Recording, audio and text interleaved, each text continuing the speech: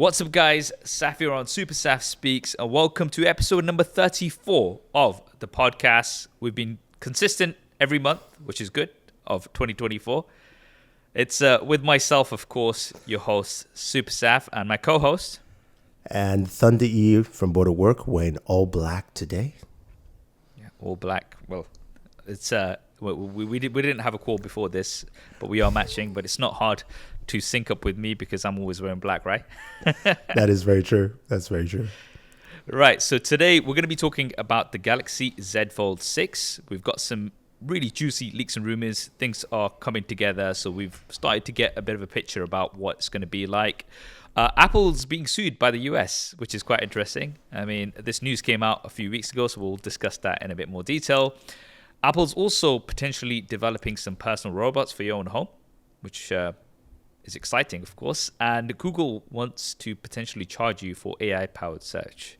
We've got a lot of AI, and a lot of this AI requires a lot of processing power. So that's looking like there's going to be more subscriptions coming up for a lot of things. But of course, we're going to start with the Galaxy Z Fold 6. Now, we've seen some nice detailed renders from OnLeaks, as always. We've got some more renders from TT Technology as well, which look pretty exciting. First thing I want to say about the Galaxy Fold series is that obviously it is the original Fold series, and I've loved those devices pretty much every year. However, it did feel to me that last year things were starting to get a bit like not too exciting, should we say, because the competition is, doing great. We had the OnePlus Open, which was one of my favorites, as well as the Honor Magic V2, which was, I think, an even better and probably the best foldable hardware that you've got out there, right? Now, It seems like, Samsung, because there isn't a huge deal of competition in the West anyway, it's kind of like a little bit chill. It's like, you know what? It's okay. We can just carry on doing incremental updates. But that, I think, kind of backfired for them last year. So I think this year they definitely have to do something big. What's interesting, though, is a lot of the leaks and rumors are saying that we're going to have two new Galaxy Z Fold devices. There's going to be a Galaxy Z Fold 6, which is going to be kind of like an incremental update.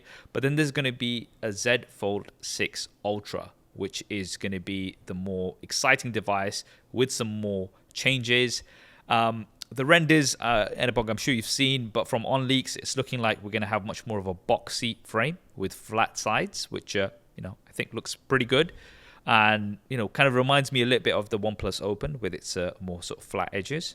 It looks pretty good. I'm hoping that it's bigger, less crease, design-wise, kind of hits all the marks that we want, right? Mm-hmm. And I'm praying that we have an S Pen in there. I'm just praying for an S Pen. Okay.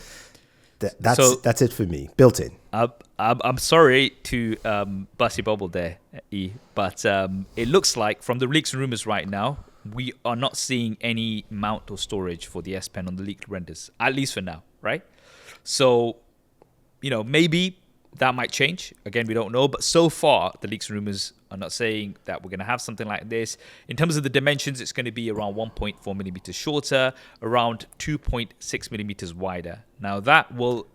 that was my biggest thing about the Z Fold 5, which is that it's still got a narrow screen, which is too narrow in my opinion, right? If you're using the device closed, then it's just not the best experience. It's just way too narrow. This time, it looks like it's probably going to have around 22:9 aspect ratio, which makes it a lot more usable, right? That's what the leaks rumors are saying. However, that might be just for one of the versions, the Ultra version, shall we say. Again, we're not sure if this is going to be called the Ultra, but that's what it's looking like. Ice Universe has also said that the Z Fold 6 will weigh around 239 grams, which is quite a bit lower. It's just a little bit more than a normal standard flagship device that we have these days. I think the Samsung Galaxy S24 Ultra is around 230 something grams, something like that. Yeah, so a few more grams for a foldable device. I'm all down for. Obviously, the Honor Magic V2 is the one that's the slimmest out there, which is really good. So yeah, there have been some discussions between some of the leakers like Ice Universe and OnLeaks,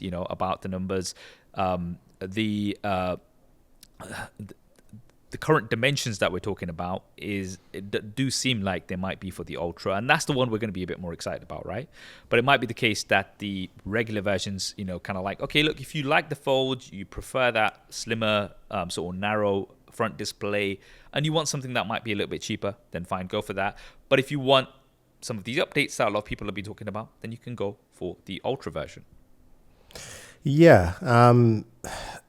My problem with this kind of like split, premium versus regular Fold was the fact that the Fold was supposed to be the premium anyway in the first place. And what kind of prices are we going to get? We don't know. No one has stated anything about price, but that's going to be a very interesting thing to see. Will we see the regular Fold 6 be even cheaper? Maybe a 1200? Dare I say? I'm just putting that out there. I think 1200 is a push. Maybe like, I would say, and this is just a 14 guess, right? I would say the Fold 6 Ultra will be at the standard price, which the Fold is usually at. It's what, 1750 roundabout right now? Yeah, roughly. 1750, 1800, but then I would say that the regular Fold is probably around 14. I don't know. That's just me putting out some numbers out there. I might be wrong. You heard it first. SAF predicted pricing, release date, availability, and all sorts. So get ready to pre-order your phones. Release date has already been rumored for around the 10th of July. From the research that I've been doing. So it's looking like it's going to be quite early this year, because usually it's kind of like late July, August time. So now they're kind of pushing it earlier, which is interesting.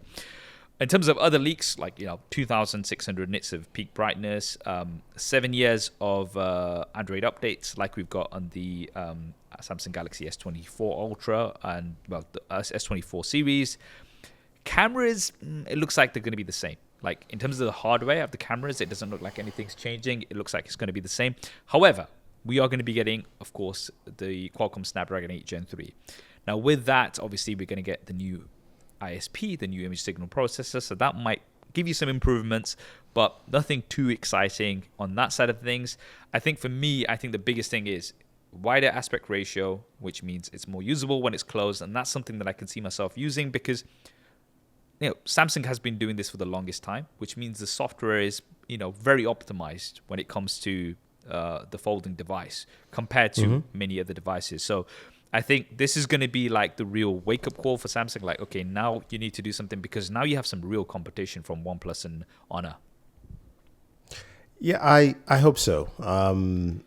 I'm just interested to see what they do with the pricing, the camera. I mean, I don't want to believe the rumors that the camera's the same.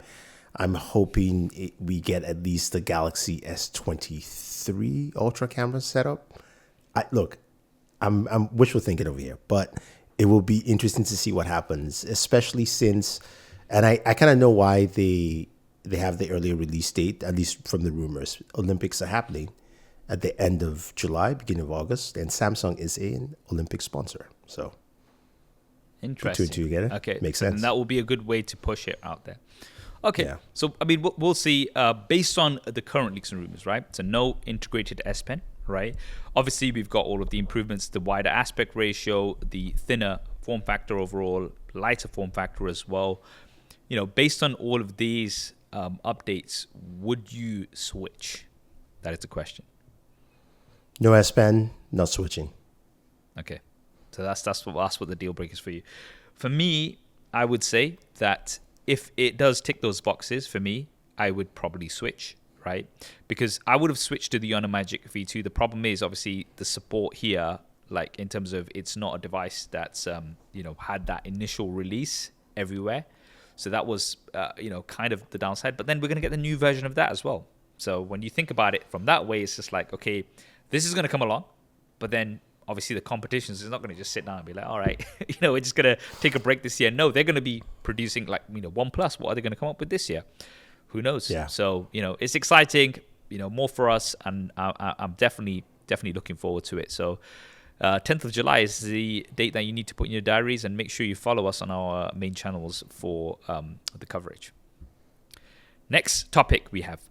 So the Justice Department is suing Apple for monopolizing smartphone markets. Now, this was some big news that landed, just a couple of weeks ago, and everybody was talking about it. And this is something that we obviously couldn't ignore. to give you a bit of a summary, I'm on the justice.gov website, and they've got like 5 main points that they're kind of, basing this lawsuit on. First is that Apple is blocking innovative super apps. So Apple has disrupted the growth of apps with broad functionality that would make it easier for consumers to switch between competing smartphone platforms, right? The second one is suppressing mobile cloud streaming services. Apple has blocked the development of cloud streaming apps and services that would allow consumers to enjoy high-quality video games and other cloud-based applications without having to pay for expensive smartphone hardware. 3, excluding cross-platform messaging apps. Now, this is a key one, I think, especially in the US, right? Apple has made the quality of cross-platform messaging worse, less innovative, and less secure for users, so that its customers have to keep buying iPhones. 4th is diminishing the functionality of non-Apple smartwatches. Apple has limited the functionality of third-party smartwatches so that users who purchase the Apple Watch face substantial out-of-pocket costs if they do not keep buying iPhones. And finally, limiting third-party digital wallets. Apple has prevented third-party apps from offering tap-to-pay functionality, inhibiting the creation of cross-platform third-party digital wallets, right? Now, there's a lot there, right? First thing I want to say is, okay, so we've all heard of this walled garden that Apple has, right? If you're within this walled garden, sunshine and rainbows, everything works, everything's harmonious. As soon as you step out, things just, you can't, like... It falls apart. It falls apart, right? Now, I just want to say this, right? If I was Apple, right? Now, this is the business side of me talking. I would do exactly the same thing. I want this walled garden because I want people to carry on buying my products. I want them to enjoy that synced experience when you're inside this walled garden. And if you're out of it, it's like, hey, you're missing out, so come in. So I totally understand from a business perspective, and I would do exactly the same thing. Let me just say that. However, as a consumer, right, I totally agree that, some of these practices, like, for example, the lightning cable, I'm glad the EU stepped in. And we've got USB-C. I've been traveling a lot over the past couple of months. And guess what? I've not had to take multiple cables around with me. I just have USB Type-C. And it just makes so much sense. It makes my life easier. It makes every customer's lives easier. But that was something that they kind of had to get forced to do, right? Because, again, with Lightning, things are very, controlled by Apple. And they're also more profitable because all of the Lightning accessories that you have, all of these things. So that's just one thing that I want to say off the bat, right? And I know, you're kind of waiting to say something. So what are your thoughts on that so far? This is a very interesting one because the rule of thumb is if the US government goes after you, you're going to lose the case. That's just the general rule of thumb because there's a lot of things in the document. I think it's like 110 pages or something like that. But one of the biggest things that I've noticed from online Discord where people are like, hey, Apple has the rights to do that, right? You can do all these different things. Is that it's not about Apple doing it. It's the limitations on the other end is where most of the concern is. So, for example, Apple, yes, has the right to have an Apple Watch, but it also means that you should be able to use another Apple Watch. I mean, it's a Galaxy Watch or the OnePlus Watch and have a smooth experience on there. One of the bigger ones that I think is really also going to really affect this case is the game streaming platforms. Microsoft tried, and we saw this. Everybody kind of saw where Microsoft said, Xbox Game Pass, we want to have it, and Apple stipulated that Xbox Game Pass has to list every single game as a game on the App Store. And Microsoft said, our service is like Netflix. Netflix doesn't list all the movies as individual downloads. So why are we doing this? And of course, that kind of went on the wayside. And almost a year and a half later, Apple started pushing its own games directly, AAA games on the iPhone. So again, this kind of gives the federal government a very clear distinction on hey, this is what you're doing. And of course, we know the claims on text messages and the blue bubble, green bubble stuff, all there. And I think that's going to be look, I'll put it this way. Green bubbles and blue bubbles have had destroyed a few of my dates that I've had in the past. People refused to to respond to me because I had that. So it's a real So, thing. no, because what's very interesting is right is that this blue bubble, green bubble thing seems to be almost exclusive to the US, right? Yes. Because everywhere else you use other applications, WhatsApp, Telegram. I posted a meme about this when people were kind of talking about this, and I was like, everybody outside of the US is like, we use WhatsApp anyway, right? Now, again, it's replacing one app with another, right? Giving your control from one place to another. But regardless, the fact is that with WhatsApp, whether you're on an Android device or an Apple device, the experience is not affected, right? It still Yeah. works as expected on both, and it's absolutely fine. And that's something that I think in the UK, pretty much everybody I know that even uses like iPhones that they won't even touch another Android device, right? For them, it's almost like an insult to suggest that they would use an Android device, right? They will use WhatsApp. So the only time I see them using iMessage and like is if they're going to use that to go through to do a FaceTime call or something like that, right? Yeah. But when it comes to day to day outside of the US, this is not really an issue because most people use WhatsApp. Now, having said that, I know in the US this is a big issue because the green bubble, blue bubble thing, and I think in particular with the youngsters, because if you look at the statistics, right, when it comes to teens, most of them are now opting to use iPhones. So from Apple's side of things, it's working because now you've got this walled garden, right? And if you want to be part of that walled garden, you need an iPhone. Like I've seen it firsthand with my friends' kids who will be like they're like 15 and they're like I need an iPhone. Like there's nothing. Like there is literally no compromise. I don't want an Android. I want an iPhone.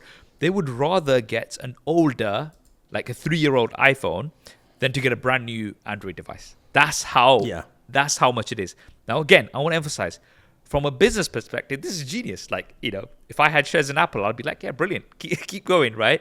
But from a consumer perspective, I totally get it. Like this is not good because it is literally like I've heard of some instances where it's almost like a bit of a bullying culture for kids, right? That you don't have an iPhone, like well, what's this? Like okay, fair enough. Yeah. You're not going to be part of our group chats because you are like considered inferior, which is really really bad, obviously, especially for kids. Yeah, no, it is. It's become a bully culture. It's become one of those things where it also messes up the group chat because you can't send images. The quality looks less. All these different things. So kids go like, "Hey, what's this blurry photo?" I'm like, "Oh, it's a green bubble guy." Okay. They're, you know what? Never mind. Forget it. Let's just have a separate chat for us, and then we can just say hi once in a while. So those kind of things happen. But I think one of the interesting things is that the U.S. government is using their case against Microsoft in the 90s, the antitrust case, which is exactly the same thing. Microsoft made sure, early browsers like Netscape didn't work well.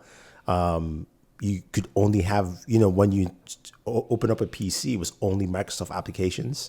Microsoft also had other bullying tactics they did behind the scene by paying other companies to make sure that, it was only Windows stuff that was there. I mean, Microsoft software was there. So I think that comes into play. But I also think on the other hand, moving past this just a little bit is how does this affect the role of AI? In the sense that, we're now in this world where everybody's either having AI to generate things, AI for communication, and the idea that, because I perceive a future where I would either use, say, maybe Microsoft's Copilot or Gemini from Google or, whatever Amazon brings up. And that's my personal assistant. And I wanted to be able to communicate with everything, whether it's like, send a message to my wife with like a list of things and not have compatibility issues. Because that's where we all want to go. We want to be able to just use the stuff. Does this hurt or help Apple in the long run? Because I think it will help them in the long run, but I think in the short term, this is going to be a big blow to them just because then it kind of, it opens up that walled garden. It's, things like if Xbox Game Pass is now easily available, do I actually want to buy Resident Evil or just stream it Yeah. for a flat fee a month and play other games, right? And things with music or even messaging, where that foothold is pretty strong here. I'm not saying that people will move to other devices because I don't think that's necessarily the case, but it just means that other services, which is what Apple makes a lot of money from, are going to Yeah. kind of dissipate, Because in I the mean, short there term. was a whole debate between obviously there was a whole lawsuit with Epic Games and Apple, right? And then there was like Apple 30%. So any payments that are made on the Apple App Store through the Apple App Store, 30% that they get a cut of, which I get for the first one, right? Okay, so then you're purchasing an app or something. But then if you're purchasing like a subscription, because right now on Twitter X, right, if you want to purchase a subscription on your iPhone or on your Android device, it costs more. But if you go onto your web browser separately and then you make the subscription, then it's a lot cheaper, because Yeah. obviously it's just like. So I think to me that's like, okay, 30% is a bit of a push, right? Okay, that's for ongoing payments especially. Again, it makes them a lot of money. It makes Apple a lot of money. It makes Android a lot of money. But Yeah. I think it is a little bit of like, oh, really? Like, actually, one thing that actually surprised me a lot, right, was, when you're like, say, for example, you're following your favorite streamer, and then you want to, how they do the super thanks and all of these different things where you're actually Yeah. like paying. They take 30% of that as well. Yes, they do. It's so bad because there's a YouTuber that I follow. I know pretty well. He does a lot of like superhero rumors and stuff like that. And it got to a point where he had to set up his own PayPal gifting because PayPal only charges you a fee, like a very simple flat fee, Yeah. for him to do that. Because I remember I came in. He was dropping some stuff about, Zack Snyder's Justice League. I came in, I made a nice donation, and then he sent me a message. It's like, oh, bro, I wanted to tell you no. Because on YouTube, it's almost 40%, I think. I could be wrong. Somebody correct me, but it's a high number. And I was like, wait a minute. I just gifted half my money. Yeah. No, but okay. So see it as if you're a streamer or somebody like that, right? Okay. So somebody gives you. So say in total you make a large amount. Say you make $1 million. All right. Okay. This is just me putting a hypothetical number out there. All right. They take 30%. So Apple or Android are really happy because they've got $300,000. Hey, cheers, right? Now, don't get me wrong. I understand they're providing the service. That they're the ones who have set up it. I get that, all of that, right? But it's still, regardless, it's a large chunk, okay? Then the platform might take a certain fee, right? So as you're saying, hypothetically, so then you ended up with $600,000. Okay, great. Guess what? That $600 isn't yours yet, because now you have to go through the tax system, right? So then you get taxed, right? And obviously, if you're getting $600,000, you're going to be on a high tax rate. So in the UK, that's almost 50%, right? That you're going to be losing Yeah. out if you want to get that money into your pocket. So out of the $1 million that you've made, you're only going to be getting roughly around $300,000, if that, right? That actually coming into your pocket, maybe Then $250,000. expenses, right? There's expenses. You have to all that stuff. Yeah. I definitely agree. I think it's a very interesting space, which actually kind of caused Microsoft Xbox's president Phil Spencer came out, I think 2 weeks ago, and stated that he wants to have Steam, Epic on the Xbox. Now, to me, it feels like Microsoft is already trying to preempt even them being used as a counter argument from Apple, saying, "Hey, look at the Xbox platform. It's only Xbox games," or things like that. Because even Phil Spencer had stated this a couple of years ago, and he said he kind of stated like we might just do 15%. I think 15% is good enough for us, because he's like, we're still making money regardless. So if you're going to buy it from Steam, at least just do it on the Xbox platform. We can make some money. That's how he's looking at it. So I think it's an interesting game that is going to force Apple to change their business model, which means they might need to make some new products, or they might have to come up with services that I think are more interesting to other people, or better yet, Apple TV should be available on Android. It's not. It's only available on Interesting. I I mean, things like that. I think whatever happens, right? it's obviously going to take some time. Lawsuits take forever and stuff like that. But because it's from the US, like you're saying that it's probably going to go in their favor, right? Overall. Yeah, I think it will go in the U.S. government's favor because whenever they go against a company like this, there's heavily stacked evidence against them, and also they would use things like the lawsuit that said, remember there's a lawsuit that Apple lost to a group of people that said they were slowing down our iPhones with updates. That is also in this filing as well. So there's already precedent set that basically will supersede, and I think Apple may start changing some of these things themselves, so that at least the mitigation losses they take on the on the court cases level. We've seen rumors that iOS 18 will allow you to now rearrange your home screen. You can put your apps anywhere now. It looks like from iOS 18. Finally. Yeah. Finally. So I'm just saying those are kind of the steps we will see come out from Apple that would change things. All right, let's see. I mean, I think overall it's going to be a win for consumers regardless. I think overall, especially if, you do have people in the Apple ecosystem. As I said, like the change of USB Type-C, thumbs up from me. Yeah, absolutely was needed, and I'm glad it's here, and I'm glad it will be there going forward. And a few of these other changes, bringing them on. Let's see. It's going to take some time, but overall, I would say it's a positive thing. Now, another story regarding Apple. Apparently, Apple is developing personal robots for your home. This is from Bloomberg. Apple is on the hunt for the next revolutionary product to help it maintain dominance in the market and to serve as a new source of revenue after abandoning its plans to develop an electronic vehicle of its own. Now, obviously, we heard this recently. Apple abandoned its plans for an EV. I mean, this had been going on for a while, hadn't it? All these rumors about them, developing, a smart car that would be, potentially around starting price around $100,000. But it kind of seems like I think the EV market itself has kind of like slowed down, hasn't it? Like, I don't know how it is in the US, but in the UK, people are kind of like, It's like before there was like this whole boost of excitement. Now everything's just like dropped value massively. My Tesla's gone down hugely. Oh, it is massively dropped, and one of the biggest indications was from 2 or 3 weeks ago. I had a BMW i7. I drove it out, went to a charging station, and a lot of people were so angry just because there was not enough chargers. And I would just quickly talk to all the owners there, and they were like, "Next car, I'm switching. I'm going to a hybrid." Like most people were like, "I'll do a hybrid."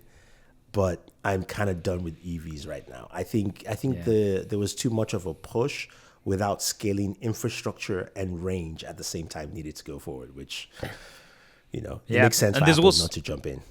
There's also the argument of up until your vehicle does around, I think it's, again, this is me just kind of on top of my head from articles that I've read, that until your car does around 80,000 miles, right, it's not actually like counted the carbon emissions to produce the battery, right? So then if you're considering it as a greener alternative, like until you've driven it for 80,000 miles, up until that point, you've done zero for carbon emissions, right? Now, just to give you an example, I've had my Tesla Model 3 for 4 years now, and I've done about 40,000 miles on it, right? Okay. So I'm still halfway there. So I'm still not carbon neutral yet, right? Okay. So it's only anything after that. So I mean, there's obviously that's not the be all and end all. There's a lot more factors that go into it. I know this is just like one of the factors that a lot of people mention, which is interesting. So yeah, it's just been so interesting how that shift has kind of gone. Like even the UK, they had like a deadline. Was it 2030 that all new vehicles need to be non-combustion engine vehicles, but that's now been pushed to 2035, I believe. So like, they're starting to be a bit more. Initially, it was like, yeah, let's go, and then suddenly it started going down. All of the incentives as well. Like for instance, right now in London, I remember I used to be able to park my Tesla like in Camden, which is very, very close to central, like proper central London, like just a 10-minute walk to King's Cross, right? I used to be able to park my car there for like 2 hours for like 20p, which is like 25 cents for you Americans out there. And I was like, this is amazing. And I remember tweeting about it and stuff. Last time I went there, it cost me like 16 quid. So I'm like, I mean, there's still no congestion charge, so. those incentives have gone, but I think what it is there just needs to be more competition in the market in the sense that better hybrids. And also, one of the things that I'm really excited for is Toyota has a hydrogen engine. Now, not to confuse with a fuel cell car. Fuel cell means it just basically converts it into electricity from a fuel cell and stores, and then you can use it. This is a combustion engine that runs on hydrogen.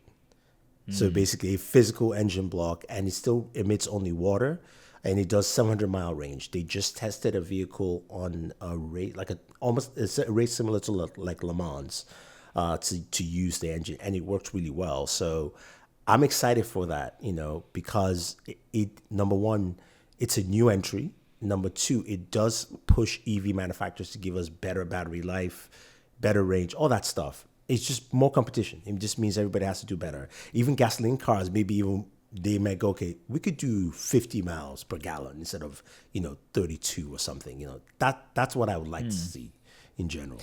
It'll be interesting. I mean, we started off talking about this Apple robot, and we've just gone into EV talks.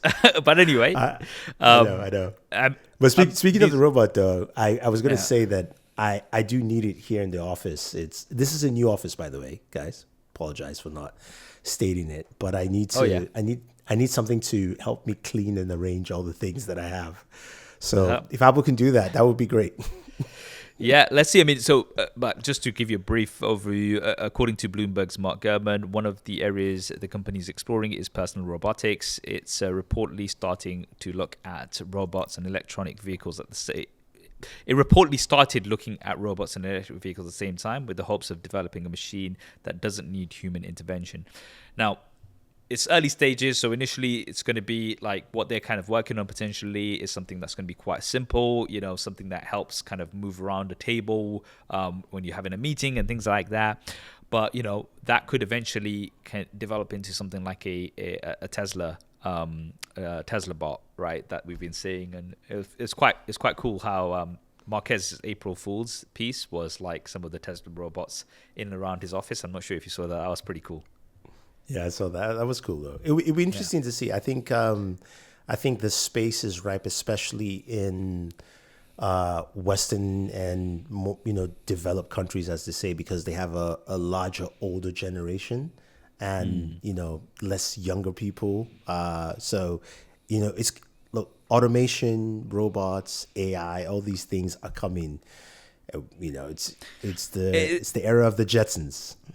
It's interesting, right? Because I think obviously we're very early stages for things like that, right? And I think the upfront cost for something like that. So say for example you have this bot who's going to do your cleaning and stuff around. We've already got robot vacuum cleaners and things like that. But then I guess the argument's going to be, all right, so how much do you have to spend up front to get something like this in your house? Or maybe there's going to be like a payment plan and things like that, right? And how good is it going to be versus just hiring somebody to come in, right?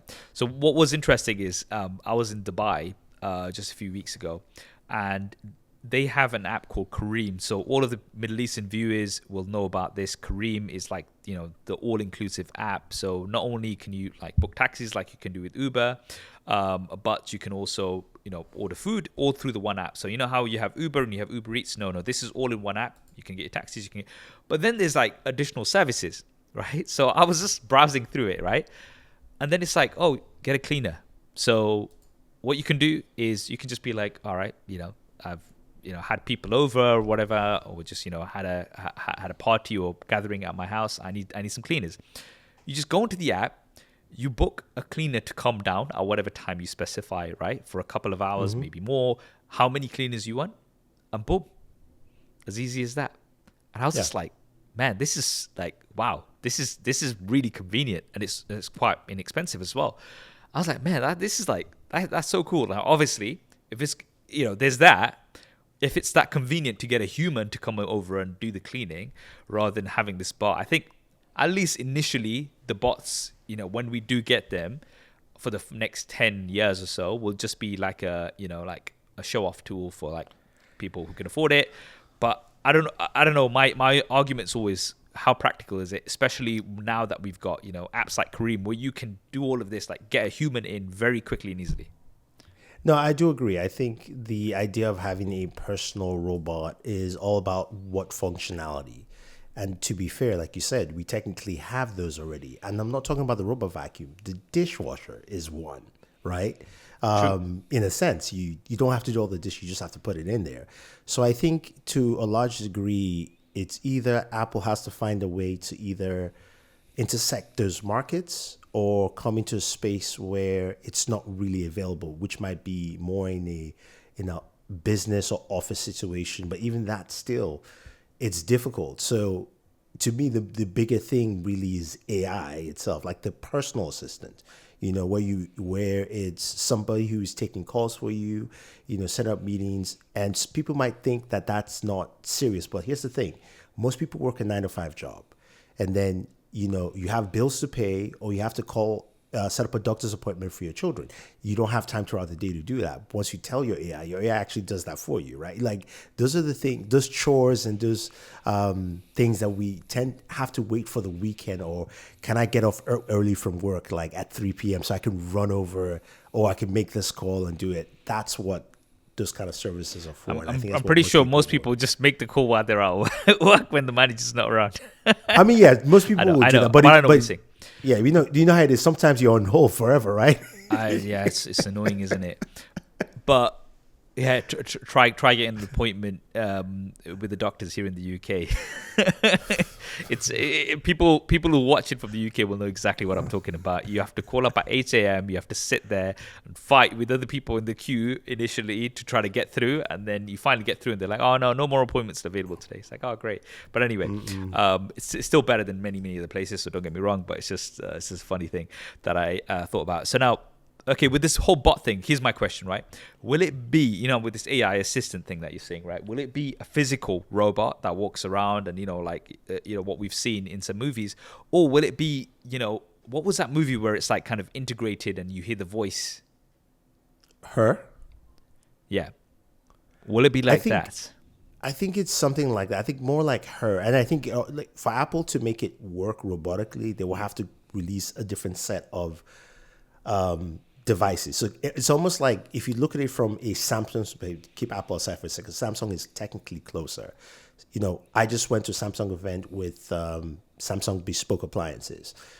They talked about AI a lot, and they also mentioned that they're getting an upgrade with, I believe it's Gemini. They didn't say specifically, but either Gemini or ChatGPT style functionality will be coming later on this year to give it more functionality and breadth. But the cool thing about it was I could pick up something from my fridge, send the recipe to my range.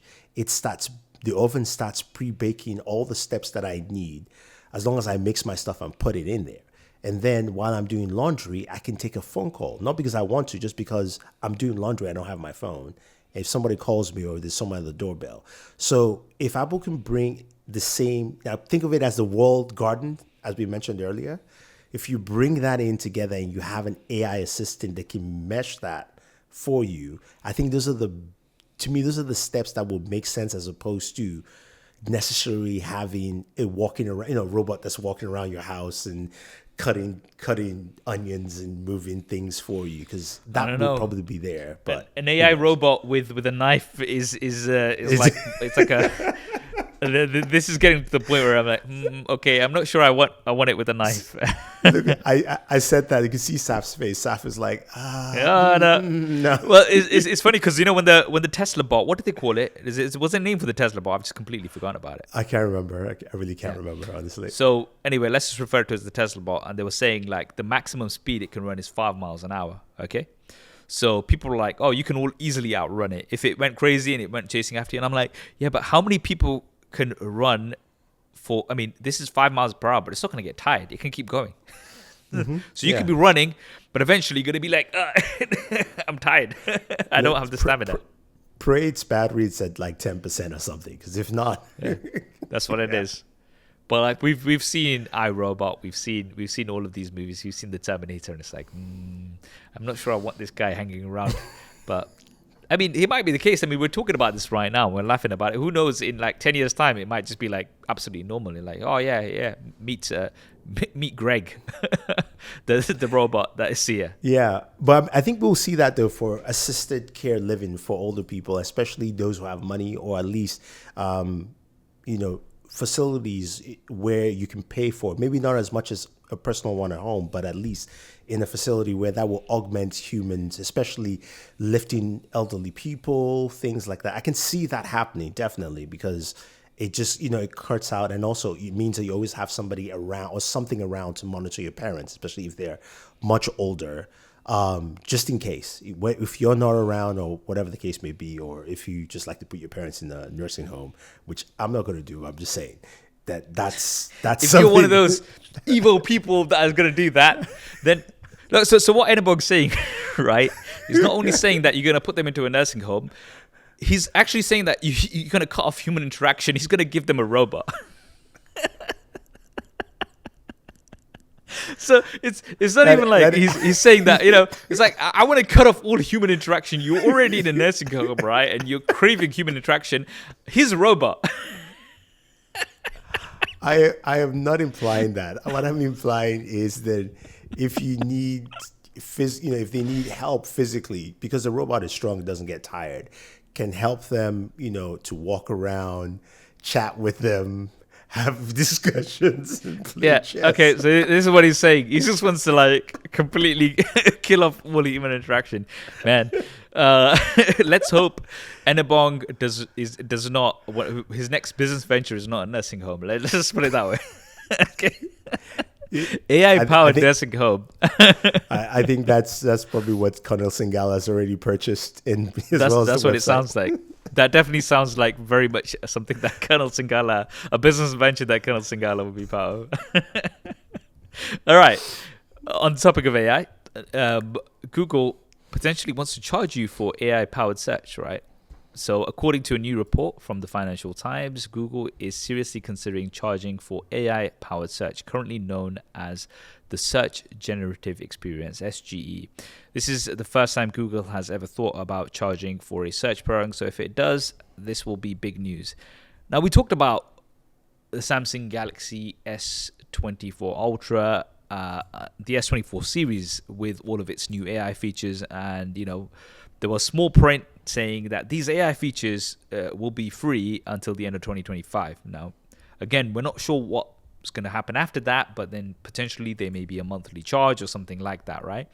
So it's kind of seemed like a bit of a trend that, you know, these AI features require a lot of processing power. Obviously, they require a lot of R&D and all of this.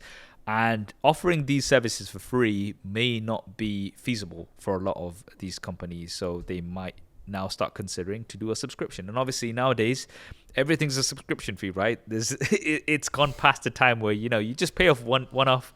Remember the good old days where you could just pay one off and just get a piece of software or a plug-in and not have to worry about having to pay every single month about it. Remember the good old days? Say bye-bye. It's gone. It's gone. It's gone.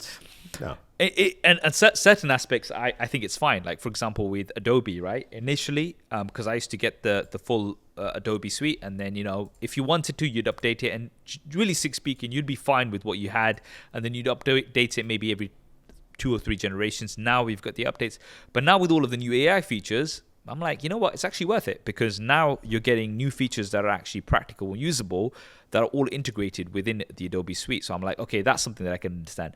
But now with all of these new AI features, it's like, okay, it's going to be a subscription. But yeah, that seems to be a trend now, that everything is going to be a subscription fee to be able to maintain it, to update it, to bring you new services, to cover the R&D, all of these things.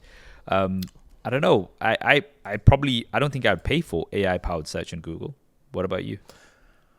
No, but I think what's going to happen is search is going to change, and AI search, you know what I mean? Like, they're going to make it that you almost have to a certain point. And I think maybe Google is trying to find ways to make it relevant. I had a conversation with my cousin today about AI and Microsoft Copilot. And I fired it up on my PC here. I haven't done it in a while. And right below that, it said, get Copilot Pro. Immediately they're already pushing for Pro. and she works in she works for big company, which I will not name, but she's like, well, one of the things about You almost mentioned it. I know, right? Yeah. One of the things that she was talking about with Copilot, she's like, I like it. I like using the tools, but for a large business, it doesn't make sense. She said it was about $10 a user per account per user. So if you have 5,000 employees, it becomes really expensive. Yeah. It's better if you're a single individual like me, but then I hit get Copilot, and he tells me Copilot is $20 a month for Copilot Pro. So it's over $200 a year just to use Copilot Pro. I don't know what those Pro features are, but again, it's becoming a bit too expensive for me to think about that. ChatGPT, the Pro version is $20 a month also, as well. So I think it's going to be interesting to see how this plays out. All these companies have to realize that it might be better to bake in some of that price as a hard cost in maybe say like the next Xbox or whatever hardware you have, right? And you kind of bake it in there, which you're not going to get as much as subscription, because subscription is just free money every month at this point for a lot of these companies. So I don't know. I mean, this is the thing difficult. though. I also remember I remember reading an article once about one of the Xiaomi sub brands, right? Which was I don't know if it was. I think it might just be Xiaomi in general, right? Where they actually don't make any profit on the hardware of their smartphones because they sell them for so cheap. They actually make money on the subscription services that they include with the devices, right? Yes, I think it's Xiaomi. You're right. It's the profit margins of their hardware is very small. Yeah, very small. So it's not actually a profitable business as such, like a largely profitable business as such, but then because of the subscription services that they sell alongside it, that's where they actually make the money. And it's the thing, isn't it? You sell somebody a product just one off. It's like, okay, here you go, done. That's the end of that transaction, right? Now you sell them a subscription, like, over time, that is going to, even 6, 10, 18, whatever, however many months down the line, you're still going to be getting a regular payment coming in from them. And this is one of the things that really annoys me on the app stores, because I remember before, like, sometimes it's like these little photo editing apps where just like sometimes you want to just do a bit of a collage, like, do a split screen of some images, and it used to be free, right? And then now it's like subscription. It's like, all I want this app to do is give me the same functionality. I don't want anything extra. Don't give me anything extra ever. Just give me what I've got here, and I'll pay a one-off fee for it, right? Okay. Stop bombarding me with trying to sell me a subscription for something I'm going to use literally once every other month. I am not going to pay a subscription for something that I'm going to use once every other month, right? And I'll just delete the app. It's just really, really annoying. But I get what they're doing from a business perspective. Once again, going back to that theory that as a business, okay, this is going to be really good for you. But like, at least give me the option. Like, okay, limited functionality. This is what you're going to get. Pay a one-off, right? I'm going to pay you $5 for it or $10, whatever. And then now just leave me alone. I'm just going to use this one feature that I only use. Don't give me any of the extras, right?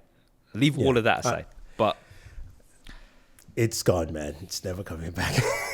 it's just annoying. This is the thing. It's annoying. I get it. Again, I get it from a business perspective, but it's just super annoying. Like, just all of these things. Like sometimes when I buy plugins, right, for an app, and it's just like, hey, great, I'm only going to use what I've got here. I don't want anything extra.